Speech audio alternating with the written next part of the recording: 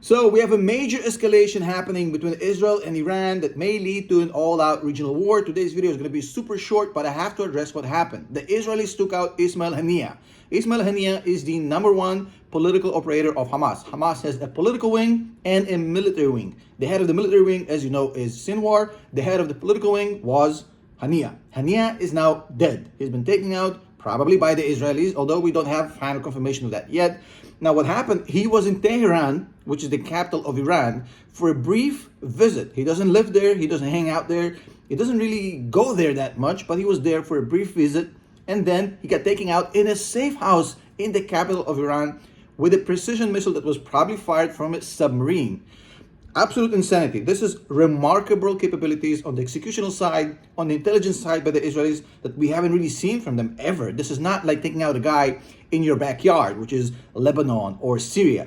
This is complex stuff. Also, it's a massive moral hit for Hamas because they've lost Mohammed Def, the spiritual leader of the military wing. He's gone. Now Haniyeh is gone. So they've taken some shots, but more importantly, we're now seeing that the big lie that the Israelis aren't winning is being called for the bluff that it is. Look, if Hamas is winning, like all the puppets are there saying, well, where's the response from Hamas? The Israelis took out Mohammed Def, zero response. The Israelis take out Haniyeh, no response. There's nothing to respond with. Hamas has been reduced to a bunch of people running around with AK-47s trying to catch, a bullet there, a bullet here, but nothing that resembles what Hamas was on October 6th.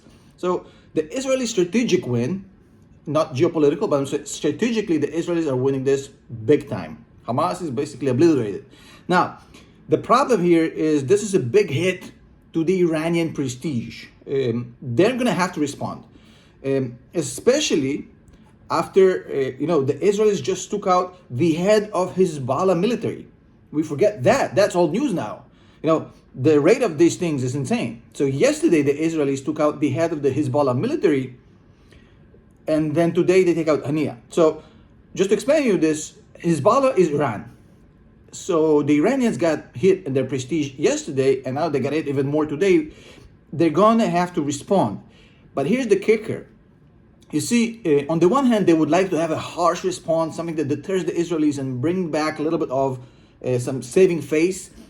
The problem is that neither side here really wants war. And surprisingly, that's the case. On the one hand, the Iranians are saying, well, we're on the brink of nuclear weapons. If an all-out war breaks right now, then what happens is that the United States maybe gets involved, rest of the world gets involved. We may not cross the finish line towards the nuclear project. So it's not in our best interest to go to an all-out war with the West right now. On the other hand, the Israelis are saying, well, look, we've been a year in Gaza. We're tired. We've spent so much money on this war. We haven't really, finish the Gaza stuff, even though they seem near, but the final stage is going to take a few more months. We don't want a war right now that's going to basically cause chaos on the backyard because the infrastructure, the civilian infrastructure casualties on the Israeli side, if they go to war with Hezbollah, is going to be massive.